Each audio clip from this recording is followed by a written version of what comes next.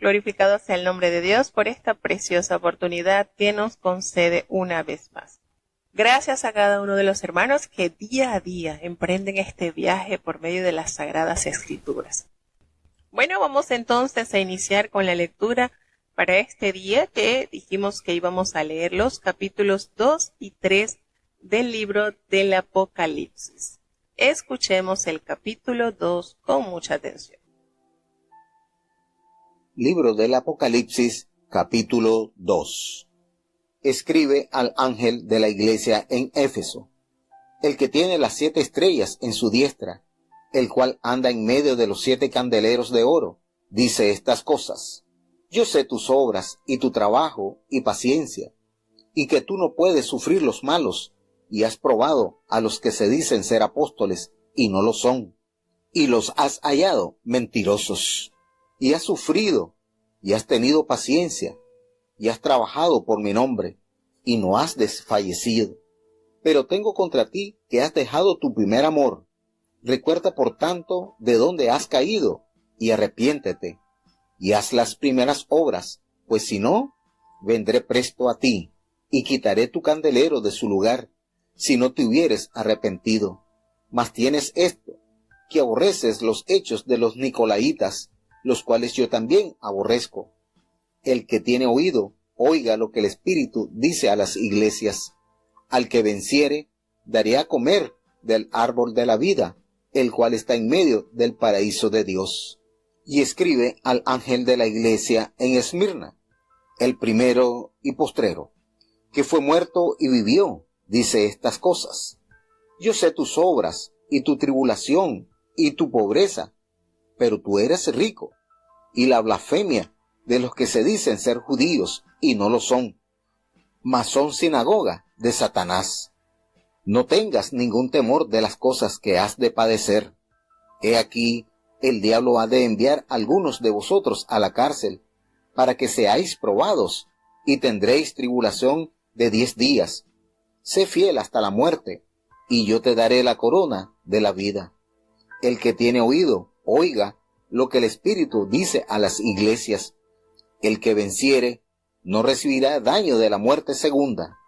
Y escribe al ángel de la iglesia en Pérgamo, el que tiene la espada aguda de 2 filos, dice estas cosas: Yo sé tus obras, y dónde moras, donde está la silla de Satanás, y retienes mi nombre, y no has negado mi fe, aun en los días en que fue Antipas, mi testigo fiel, el cual ha sido muerto entre vosotros, donde Satanás mora. Pero tengo unas pocas cosas contra ti, porque tú tienes ahí los que tienen la doctrina de Balaán, el cual enseñaba a Balac a poner escándalo delante de los hijos de Israel, a comer de cosas sacrificadas a los ídolos y a cometer fornicación. Así también tú tienes a los que tienen la doctrina de los nicolaitas, lo cual yo aborrezco. Arrepiéntete, porque de otra manera vendré a ti presto, y pelearé contra ellos con la espada de mi boca. El que tiene oído, oiga lo que el Espíritu dice a las iglesias. Al que venciere, daré a comer del maná escondido, y le daré una piedrecita blanca, y en la piedrecita un nombre nuevo escrito, el cual ninguno conoce sino aquel que lo recibe. Y escribe al ángel de la iglesia en Tiatira, el Hijo de Dios, que tiene sus ojos como llama de fuego, y sus pies semejantes a latón fino, dice estas cosas: Yo he conocido tus obras y caridad y servicio, y fe, y tu paciencia, y que tus obras postreras son más que las primeras.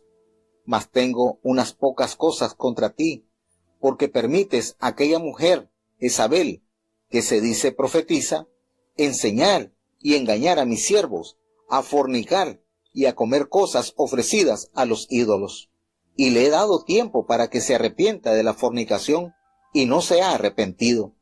He aquí, yo la echo en cama, y a los que adulteran con ella en muy grande tribulación, si no se arrepintieren de sus obras. Y mataré a sus hijos con muerte, y todas las iglesias sabrán que yo soy el que escudriño los riñones y los corazones, y daré a cada uno de vosotros según sus obras.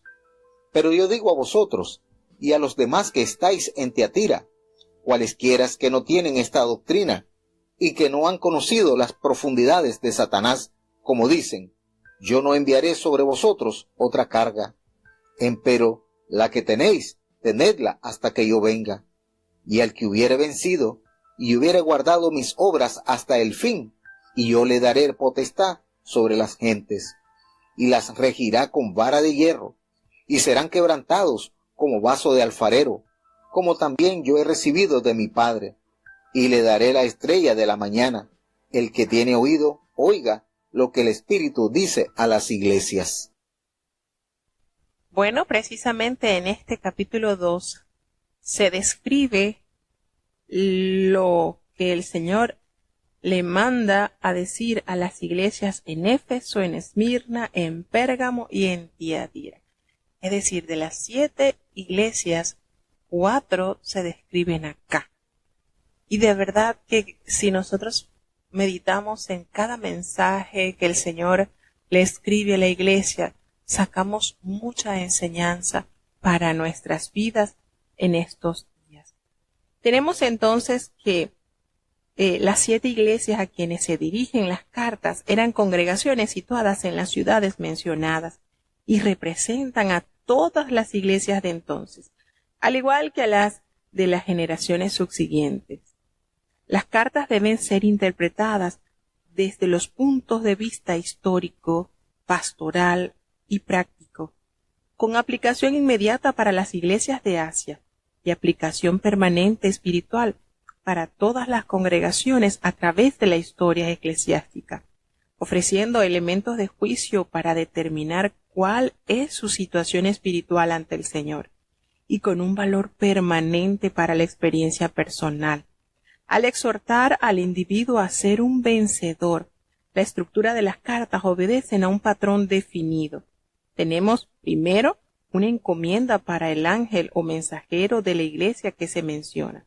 Tenemos una descripción del carácter de Cristo. Fíjense lo que componen estas cartas. El Señor da una descripción de su carácter a cada una de las iglesias diferentes. También describe una alabanza a las buenas cualidades. Hay 2 que no se mencionan cualidades, es decir, no tienen algo que resaltar, estaban en una decadencia espiritual terrible, las cuales son la iglesia de Sardis y la de la Odisea. El cuarto punto que se comparte en esta estructura de las cartas es que hay una censura en general. Hay algo que deben corregir, a excepción de 2 iglesias, que es la iglesia de Esmirna y la iglesia de Filadelfia. La quinta parte que contiene estas cartas es una corrección con varios imperativos, es decir, lo que deben hacer, porque esto es lo grandioso de nuestro Dios. Muestra cuál es el error, cuál es el pecado, pero emite los medios en los cuales deben corregir ese pecado, esa falta. El otro punto que presenta es un reto repetido 7 veces. A partir de la 4ª carta, el reto sigue a la promesa del pacto. El séptimo punto es que hay una promesa de pacto, que es una faceta del mismo Cristo y un regalo para cada miembro de su cuerpo. Entonces, nótese la forma en que el Señor aborda estas cartas, cómo las emite. Resalta los puntos buenos a las congregaciones que las tienen. Y qué forma nosotros como guías del pueblo de Dios debemos resaltar esta manera en que el Señor aborda estas situaciones. Resalta su fortaleza. ¿Cuáles las características que le han permitido permanecer? Si tiene algo que corregir, se los anuncia y les da la forma en las cuales deben corregirla. Les promete un galardón a cada una de ellos. Pero antes de esto notamos cómo el Señor se representa en una característica, en una cualidad particular a cada congregación. Tenemos entonces que la primera iglesia a la cual se emite la carta es la iglesia de Éfeso, que es una iglesia que se menciona, ¿verdad? De hecho, el apóstol Pablo le escribió carta a esta iglesia. Y notamos las características que desborda esta iglesia. Son muchas cualidades, muchísimas. El Señor le dice, mira, le dice al ángel, escribe a la iglesia en Éfeso. Y se manifiesta a ella, pide ser descrito como el que tiene las 7 estrellas en su diestra. Recordemos que las 7 estrellas son los ángeles de estas 7 iglesias. El administrador de los ángeles es el Señor y el que anda en medio de los 7 candeleros de oro. Recordemos que los 7 candeleros de oro son las 7 iglesias, es decir, yo soy el administrador de los ángeles y soy el que les da el poder de poder alumbrar en este mundo de maldad. Y expresa entonces su tema. Yo conozco tus obras y tu arduo trabajo y paciencia. ¿Cuántas características que tiene esta iglesia de Éfeso? Realmente, para nuestra lógica, podríamos decir que ya esta iglesia estaba en lugares celestiales, porque imagínense, el Señor conoce de qué manera ella estaba trabajando. Su trabajo que no había sido fácil. El Señor lo describe como su arduo trabajo y esa paciencia, y que no puede soportar los malos, no tolera a los malos, y no solamente que no los tolera, sino que se ha esforzado en probar a los que se dicen ser apóstoles, pero no lo son, porque han sido hallados mentirosos. Fíjense cuántas características. El Señor conoce sus obras, conoce el arduo trabajo, esa paciencia, no soporta lo malo. Prueba a aquellos que se dicen ser apóstoles y no lo son, e inmediatamente los califica como mentirosos. Ha sufrido, imagínense, ha tenido esa paciencia, le resalta por segunda vez. Ha trabajado arduamente por amor del nombre del Señor, sin fluctuar, sin desmayar. Ya estamos contando 9 características que el Señor le resalta. Ya nosotros, a nuestra lógica, podríamos decir que esta iglesia ya estaba en la sucursal del cielo, ya estaba lista. Pero nótese cómo el Señor le detalla un gran fallo y le dice, pero tengo algo contra ti, y es que has dejado tu primer amor. Fíjense la manera. Una iglesia carente de amor en la más, podemos resaltar que cuando una iglesia está carente de amor, en la más importante ciudad proconsular de Asia estaba Éfeso, y de acuerdo con algunos testimonios antiguos, la residencia del apóstol Juan antes y después de su prisión en Patmos. Notamos, hermano, que la vitalidad espiritual que se desprende del amor al Señor había degenerado una rutina en esta iglesia. Se había enfocado por trabajar arduamente, se había enfocado por tener esa paciencia, pero esa pasión, esa ternura de ser un manantial de amor, de verter amor a todo lo que hacía, se había desaparecido. Y el Señor, consciente de la carencia y resaltando sus fortalezas, la llama a capítulo y le dice, mira, has dejado tu primer amor. E inmediatamente le expresa de qué manera puede retomarlo. Recuerda de dónde has caído y arrepiéntete por eso. Haz las primeras obras, porque si no lo haces, yo voy a venir pronto a ti y voy a quitar tu candelero de tu lugar si no te hubiese arrepentido. Es decir, nótese cómo el Señor le expresa cuando le dice, vendré pronto a ti. Es decir, no se refiere a la segunda venida de Cristo, sino a su regreso espiritual para bendecir o juzgar. Y quitaré tu candelero. Una congregación puede seguir existiendo sin ser luz en las tinieblas. Entonces, Él le expresa. Y por si fuera poco, habíamos contado 9 cualidades que el Señor le había detallado. Y aquí le recuerda otra más. También tienes esto, que aborreces las obras de los nicolaitas, las cuales yo también aborrezco. Fíjense, 10 cualidades de esta congregación. Pero, como dice la palabra de Dios, si yo repartiese todos mis bienes, si quemase mi cuerpo, si entregase todo esto, pero no tengo amor, de nada me sirve.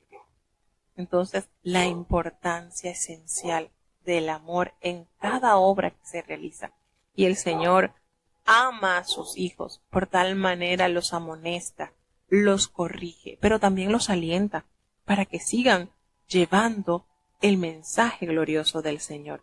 El nombre Nicolaitas es símbolo y significa conquistar a los laicos. Aparentemente este grupo pretendía algún tipo de superioridad que permitía la idolatría y la inmoralidad.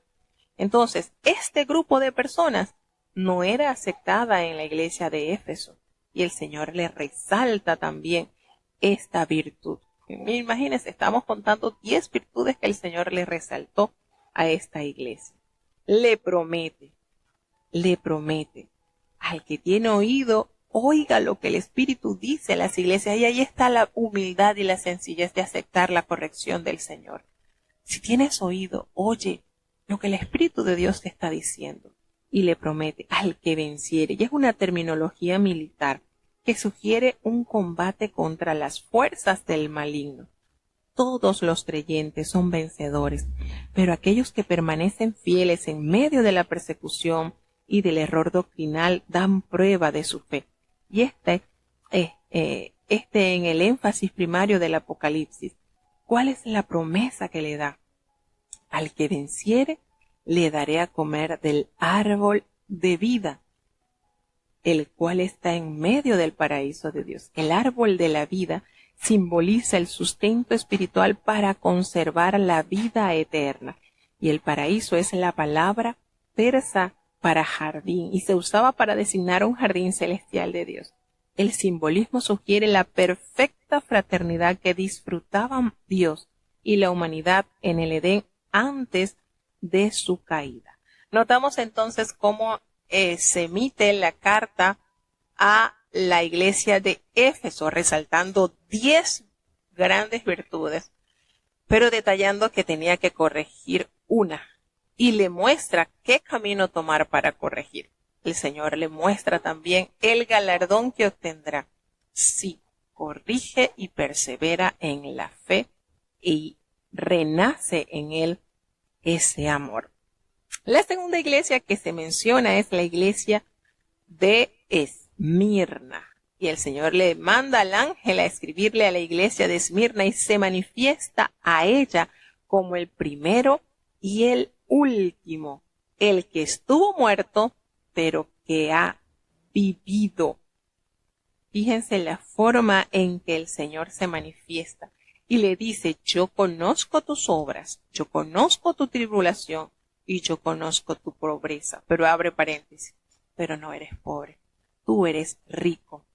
Qué hermoso, ¿verdad? Es lo que el Señor nos detalla en cada una de estas cartas. Hermanos, hay que apreciar esto, valorar, y expresa la blasfemia de los que se dicen ser judíos, pero no lo son. No lo son, son sinagogas de Satanás. Qué duro esto. Aparentar tener una nacionalidad y resultar ser parte del bando enemigo. Se dicen ser judíos, pero no. Son imitadores, son sinagogas de Satanás. Qué terrible. Y fíjense cómo el Señor resalta en esta iglesia las virtudes. Primero le reconoce su obra, su pobreza, pero no, es rica en el Señor. Y esa gente que dice ser judía, pero que son sinagogas de Satanás. y le expresa, le resalta esa pobreza, y esa palabra indica un estado abyecto, un estado de destitución, de indigencia, y en el Nuevo Testamento describe la pobreza voluntaria que Cristo experimentó a nuestro favor, y la condición de los santos en Macedonia, y la necesidad extrema de la iglesia en Esmirna. Fíjese que lejos de ser la escasez, la miseria, quizás un motivo para renegar de Dios, esta iglesia se fortaleció en la esperanza del Señor. El Señor resalta la condición de Esmirna y le dice, mira, no temas, en nada de lo que vas a padecer, no temas, porque el diablo va a echar a algunos de ustedes en la cárcel y van a ser probados y tendrán tribulación por 10 días. El Señor preparando a la iglesia de Esmirna para los futuros acontecimientos, los cuales les da las palabras para alentar su fe. Ustedes van a tener esas tribulaciones, pero sean fieles hasta la muerte, porque yo les daré la corona de la vida. Fíjense esta palabra, probados. ¿A quién le gusta ser probado? Pero es parte del crecimiento espiritual en la fe. Van a ser ensayados, van a ser examinados, van a ser tanteados. Y esta palabra describe la prueba de la lealtad, la fuerza, las opiniones, la disposición, la condición, la fe, la paciencia o el carácter del creyente.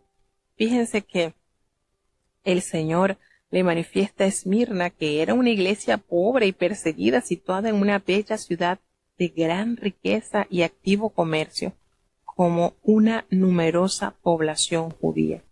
Y aunque los cristianos eran gente pobre, probablemente a causa de algún boicot económico o espiritualmente, eran ricos, y la oposición de los judíos hacia que la vida allí fuera particularmente difícil para los cristianos, posiblemente el título oficial de su iglesia era Sinagoga del Señor. Sin embargo, por la hostilidad e incredulidad se había convertido en una sinagoga de Satanás. La sinagoga del Señor es ahora la iglesia. Él les dice que serían perseguidos por 10 días y es quizás simbólico en un tiempo relativo corto. Cuando le concede, le anuncia el galardón o el premio que tendrán, la corona de la vida, el gozo de la vida eterna, dada a un vencedor.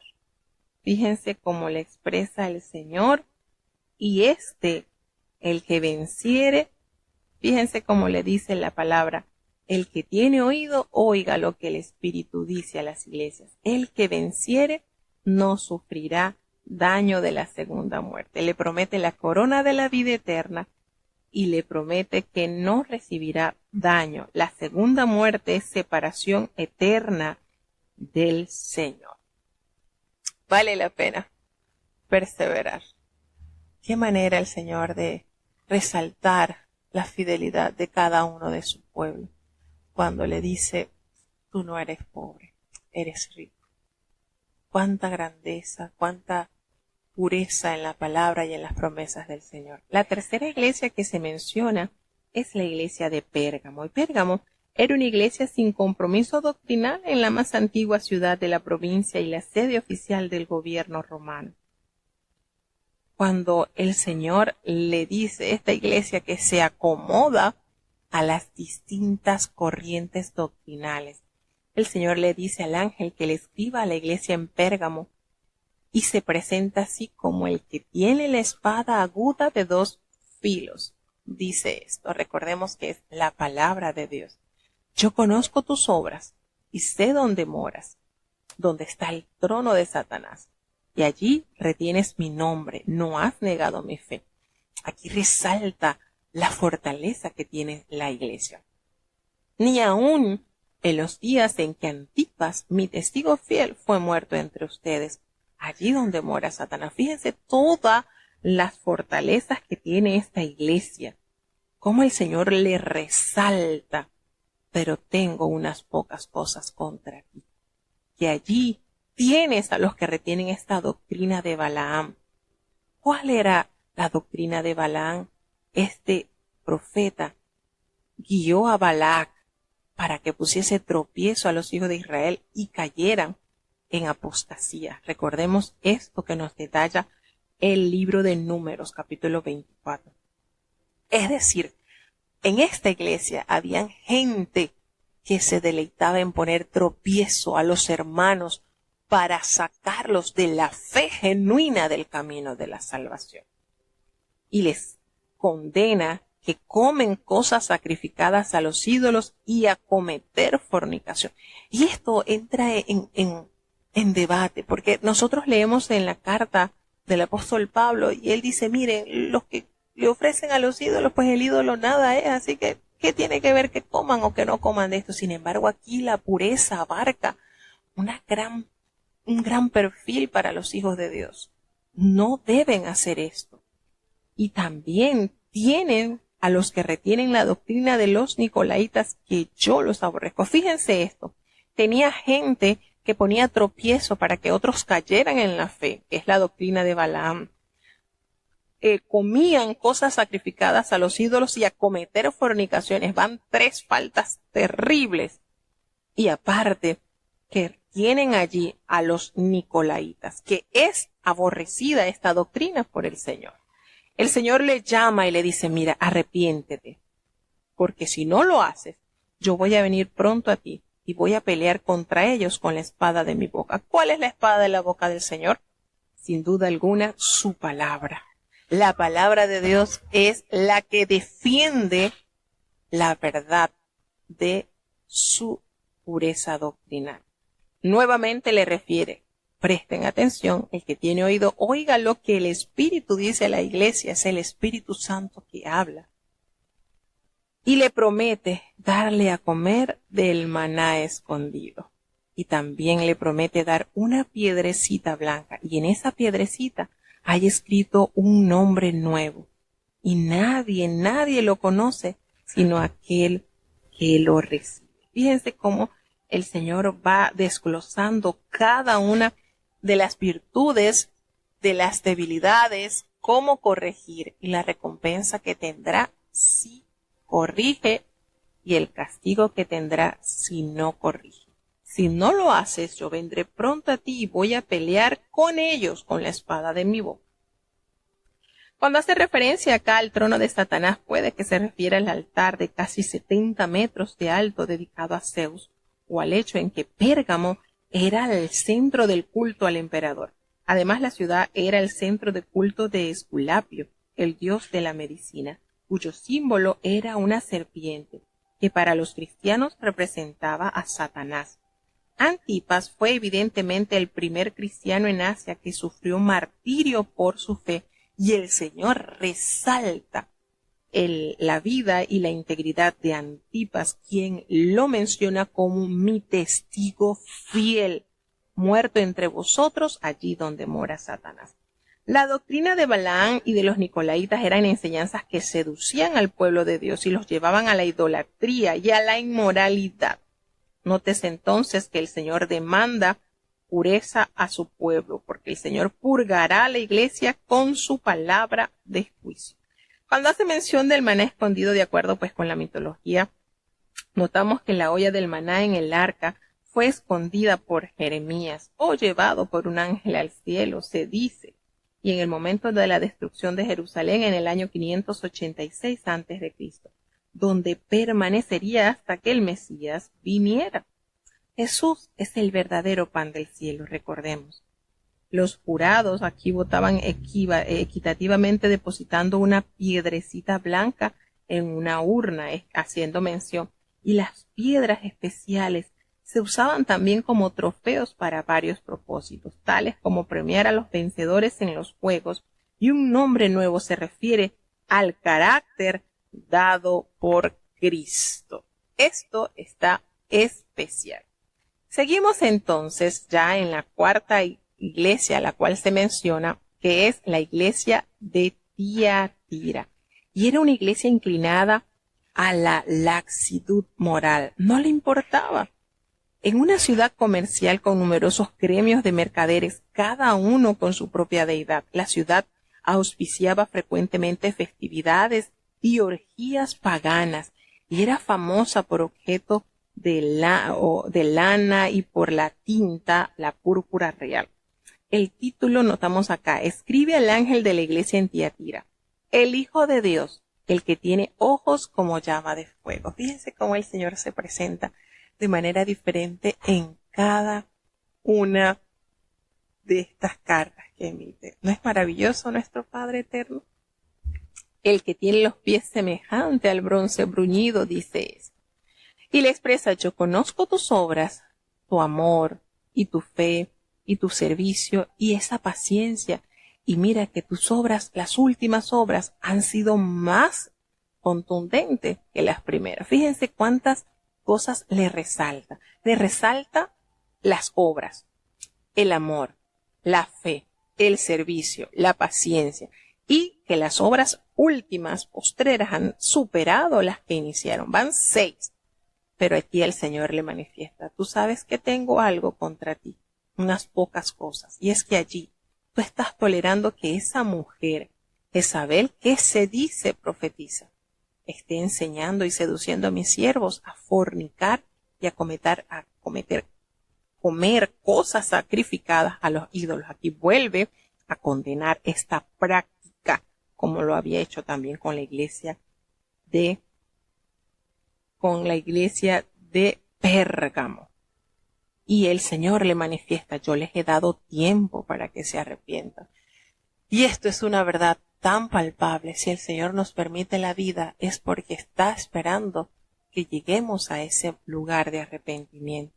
Pero no se ha querido arrepentir de sus fornicaciones, de sus pecados.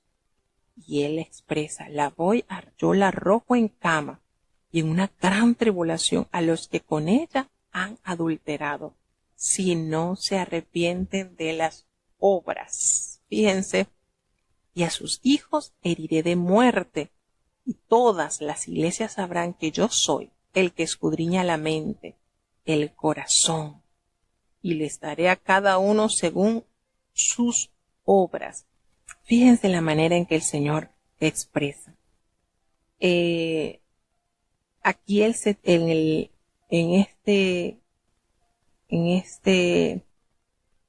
esta carta, el Señor se representa como el Hijo de Dios y expresa la relación y el compañerismo más la identidad e igualdad entre la naturaleza del Padre y el Hijo.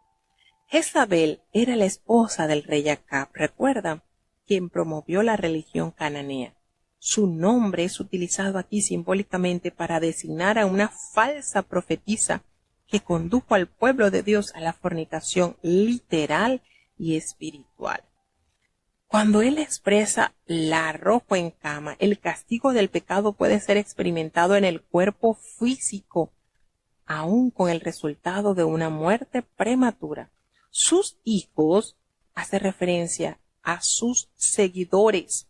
Las profundidades de Satanás, una fuerte condena sarcástica a estas enseñanzas heréticas que se están manifestando dentro de la iglesia cuando le dicen: mira, a ustedes, a los demás, a los que están allí en Tiatira, los que no tienen esa doctrina, los que no han conocido lo que ellos llaman las profundidades de Satanás, se los digo, no les voy a imponer otra carga, pero la que ustedes tienen, reténganlo hasta que yo venga.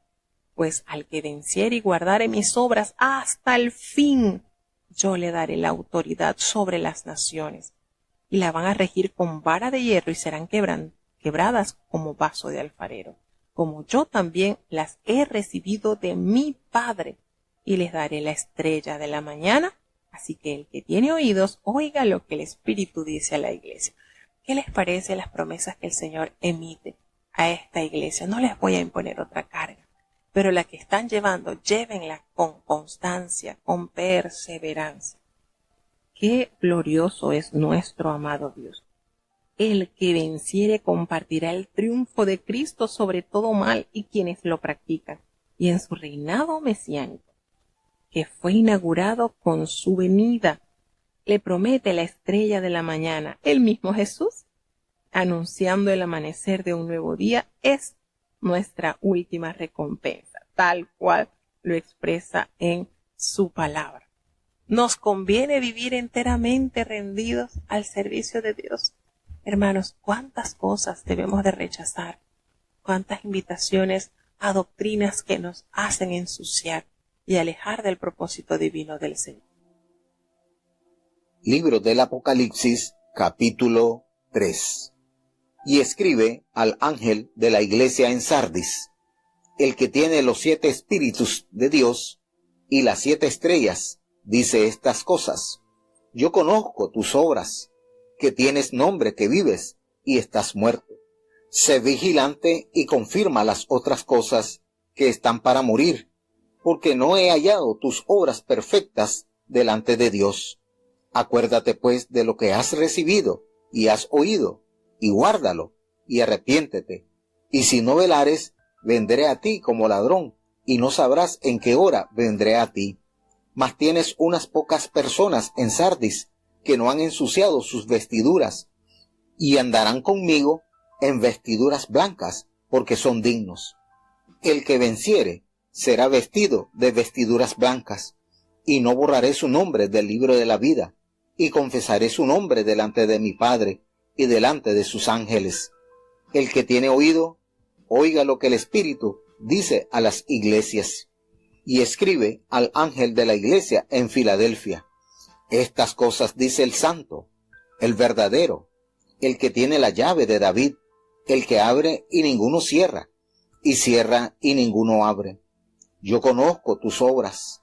He aquí, he dado una puerta abierta delante de ti, la cual ninguno puede cerrar, porque tienes un poco de potencia, y has guardado mi palabra, y no has negado mi nombre. He aquí, yo doy de la sinagoga de Satanás los que se dicen ser judíos, y no lo son, mas mienten. He aquí, yo los constreñiré a que vengan y adoren delante de tus pies, y sepan que yo te he amado.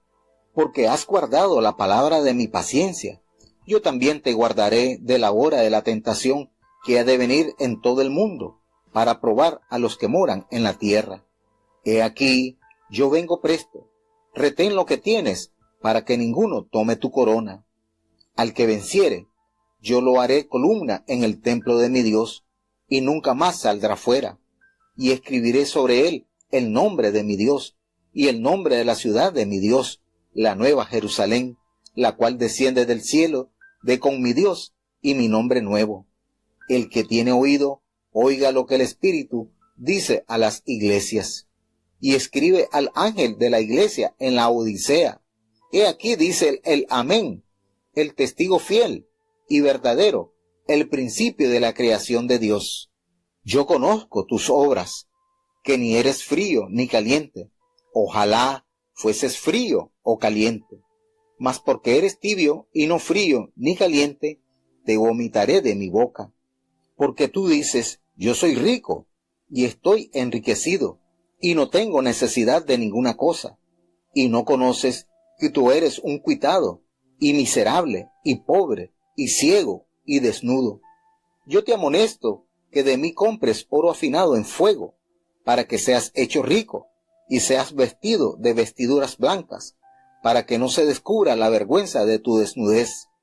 Y unge tus ojos con colirio, para que veas. Yo reprendo y castigo a todos los que amo. Sé pues celoso y arrepiéntete. He aquí, yo estoy a la puerta y llamo. Si alguno oyere mi voz y abriere la puerta, entraré a él, y cenaré con él, y él conmigo. Al que venciere, yo le daré que se siente conmigo en mi trono, así como yo he vencido, y me he sentado con mi Padre en su trono. El que tiene oído, oiga lo que el Espíritu dice a las iglesias. Bueno, y nos deleitamos con estos 2 capítulos, estas cartas que el Señor envía a las iglesias. Usted nos ha preguntado cuál es la carta que Dios le ha enviado a usted. Yo estoy segura que sí les ha preguntado. Y bueno, sin duda alguna, la carta a nuestras vidas es el Espíritu Santo.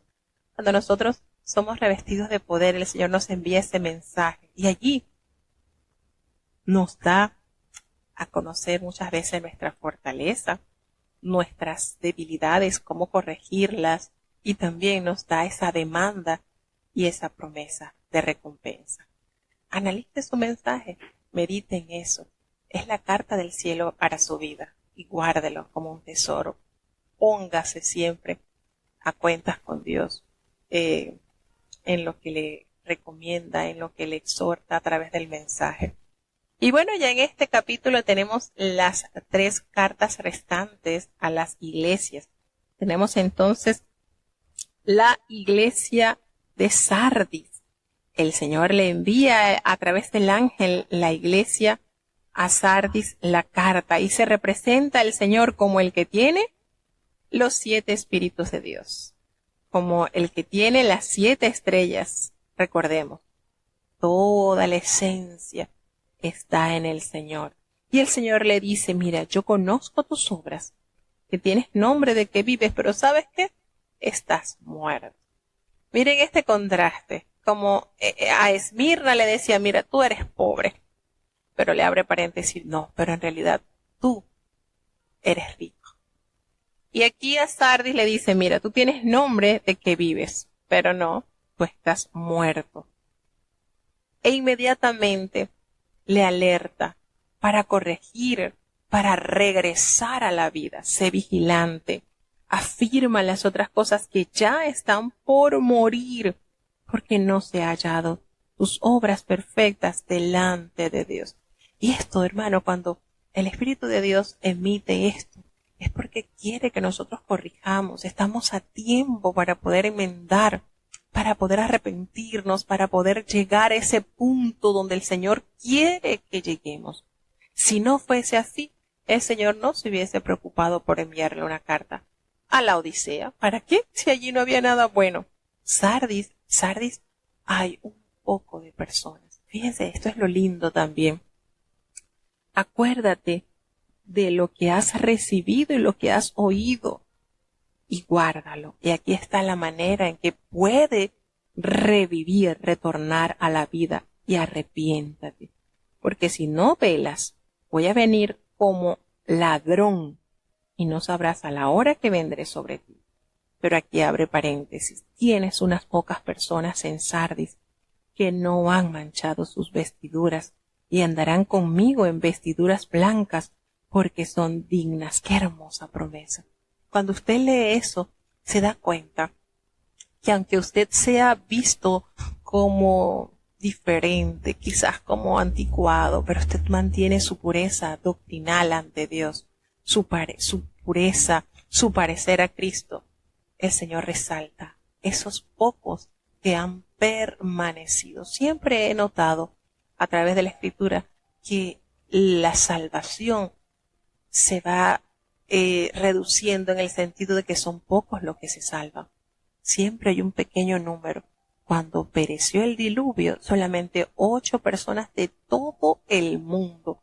Cuando fueron destruidas estas ciudades por medio de fuego y azufre, solamente 3 personas lograron salvarse, a saber, Lot y sus 2 hijas. Entonces, procuremos ser de esos pocos, como en la iglesia de Sardis, de esos que mantienen sus vestiduras blancas, no las han manchado con tanta concupiscencia y tantas doctrinas erradas que envuelven la fe del creyente para hacerlo claudicar y sentirse cómodo en el pecado. Errores que envuelven y que arremeten para sacarte de la profesión de fe. Le promete el Señor que el que venciere será vestido de esas vestiduras blancas y su nombre permanecerá en el libro de la vida. No borraré. Ustedes saben, a veces uno se pregunta, la palabra de Dios nos enseña que cuando un pecador se arrepiente hay gozo en el cielo. Ustedes se imaginan la gran felicidad que desborda el saber que almas se acercan y son escritos sus nombres en el libro de la vida. Pero la Biblia no nos menciona qué sucede cuando sus nombres son borrados por la causa de la desobediencia y el pecado. No hay descripción, quizás la palabra de Dios no nos describe porque no hay palabras para describir la tristeza y el dolor que produce en la corte celestial que un alma se haya vuelto al pecado y su nombre sea borrado del libro de la vida. Si no queremos que nuestros nombres sean borrados del libro de la vida, debemos mantener nuestras vestiduras blancas, como Cristo las ha emblanquecido con su sangre preciosa. Nuestro trabajo es mantenernos limpios. Y no solamente mantener vestiduras blancas, la promesa, sino tener su nombre escrito en el libro de la vida. Y el Señor promete confesar nuestro nombre delante de su Padre y delante de sus ángeles. Qué hermosas promesas dadas a la iglesia de Sardis.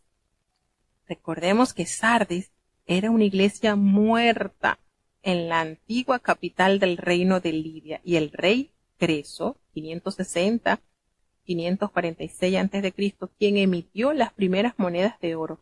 Aquí representa una decadente ciudad de lujo, apatía y religiosidad licenciosa.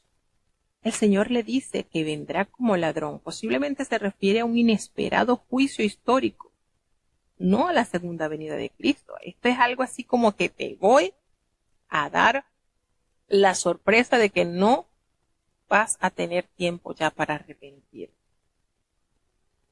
El único elogio a esta iglesia es el reconocimiento de unas pocas personas que permanecen fieles, y las vestiduras blancas son las túnicas de los justos en Jesucristo, y por lo tanto de gozo victorioso. Y cuando dice no borraré su nombre, reafirma la certeza de la promesa del Señor.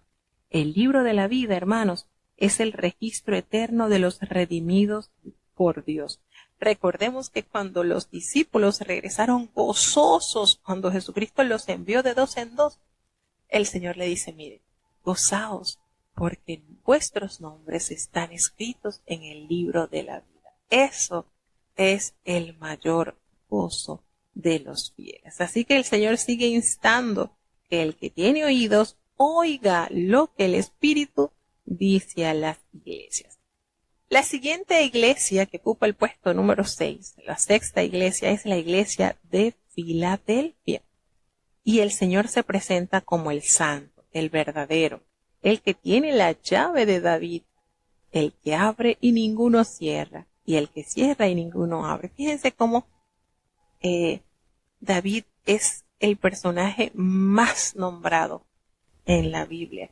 Aún en los últimos tiempos de la historia sigue manifestándose este nombre y el pacto que el Señor le dio a su siervo, pues le prometió que de su descendencia vendría el rey, y así lo cumplió. Notamos entonces que Filadelfia era una iglesia fiel, situada en un pequeño pueblo establecido para ser un centro de la cultura griega. El pueblo era famoso por los viñedos que lo rodeaban, pero estaba sometido a frecuentes terremotos. Cuando hace mención de la llave de David, simboliza la autoridad que el Señor le ha otorgado a su Hijo. Y esta puerta abierta, lo mismo puede referirse a una oportunidad de servir y evangelizar, como la experiencia de entrar al reino consumado. Le dice, yo conozco tus obras. He aquí que yo he puesto delante de ti una puerta abierta, la cual nadie puede cerrar, porque aunque tienes pocas fuerzas, has guardado mi palabra y no has negado mi nombre. Qué forma el Señor de describir las pocas fuerzas que muchas veces se tienen al perseverar. El Señor resalta cada una de las cualidades de su pueblo. He aquí yo entrego de la sinagoga de Satanás a los que se dicen ser judíos, pero no lo son. Ellos mienten, y yo haré que te vengan y se postren a tus pies, para que ellos también sepan que yo te he amado. Las promesas que el Señor le da a esta iglesia, al igual que la de Esmirna, no hubo nada que censurar. Al contrario, a Esmirna le resaltó su pobreza aunque era rica. Y a Filadelfia le resaltó que aunque no tenía muchas fuerzas, había mantenido guardando su palabra, no había negado el nombre de Dios, y por tal razón le entregaría a aquellos que eran sinagogas de Satanás, que pretendían ser judíos, decían ser judíos, pero no lo eran mentirosos, y los iba a doblegar y a humillar delante de esta iglesia. ¿Por qué? Porque ha guardado la palabra de su paciencia. Por tal motivo el Señor le promete guardarlo también de la hora de las pruebas que van a venir sobre el mundo entero, para así probar a todos los que moran en la tierra. El Señor le dice: yo vengo pronto, retén lo que tienes, para que ninguno tome tu corona. El que venciere, yo le haré columna en el templo de mi Dios, y nunca más saldrá de allí. Y escribiré sobre él el nombre de mi Dios, y el nombre de la ciudad de mi Dios, la nueva Jerusalén, la cual desciende del cielo de mi Dios, y mi nombre nuevo. El que tiene oídos, oiga lo que el Espíritu dice a las iglesias.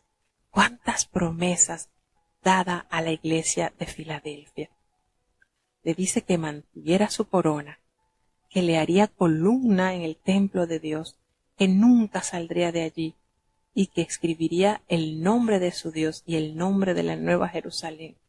5 promesas. ¿Vale la pena servir a Dios? Yo también te guardaré esa promesa, la reafirmación del Señor de que, según Juan, el Señor es capaz de preservar a su pueblo de la hora de la prueba, el juicio final que ha sido y continuará siendo anticipado por muchas manifestaciones históricas, incluyendo aquellos tiempos que Jesús profetizó en el sermón profético. Los que moran sobre la tierra describe a la humanidad que se opone a Dios. Notamos entonces cómo el Señor le expresa las promesas dadas a esta hermosa iglesia. ¡Cuánta grandeza! Yo vengo pronto, una advertencia para los opresores y una palabra de aliento para los oprimidos. A menudo dice: al que venciere yo le haré columna en el templo. A menudo una ciudad honrada y honraba a algún ciudadano noble erigiendo una columna en un templo donde se escribía su nombre. Así honrará el Señor a quienes le son permanentemente fieles y nunca más saldrá de allí, escribiendo sobre ellos el nombre de mi Dios y el de la nueva Jerusalén y de Cristo, para identificar esa preciosa identidad de Dios, la posesión divina, la ciudadanía espiritual y una reflexión sobre el carácter de Cristo. Fíjense cuántas grandezas prometidas a los que esperan en el Señor. Y la última iglesia, la que se aborda, es la iglesia de la Odisea. Recordemos que el apóstol Pablo también le escribió una carta a esta iglesia, la cual no se halló. Y le dice el Señor que el escriba es el ángel de la iglesia de la Odisea y se presenta como el Amén, el testigo fiel, el verdadero, el principio de la creación de Dios. Dice esto. Se manifiesta con 4 características. Yo conozco tus obras, no eres frío, no eres caliente. Ojalá fueses frío o caliente, es el suspiro, el susurrar del Señor. Fíjense que la Odisea es una iglesia arrogante y autosuficiente, es una iglesia opulenta, está en una opulenta ciudad, por supuesto, y se cree autosuficiente, que no necesita de nada ni de nadie. El Señor se representa como el Amén, es el Dios de la verdad, el garante de todas las promesas divinas, el principio de la creación de Dios, y se refiere a la fuente y al origen de la creación del Señor. No eres ni frío ni caliente. Los manantiales fríos son refrescantes, los de aguas minerales calientes son medicinales, las aguas tibias producen náuseas. Fíjense la característica y la evaluación. Qué triste situación la de esta iglesia. Le expresa el Señor: eres tibio, no eres frío, no refrescas al alma, no curas al herido. En pocas palabras, produces náuseas, vas a pasar a ser vómito de Dios. Te vomitaré de mi boca, dice el Señor. Porque tú dices, yo soy rico y me he enriquecido y ninguna cosa tengo necesidad. Pobrecito, le dice el Señor, no sabes que eres un desventurado, eres un miserable, eres un pobre, eres un ciego, estás desnudo. ¿Cuántas necesidades? Desgraciado, un desventurado, un pobre, miserable, pobre, ciego, desnudo. ¡Qué tristeza!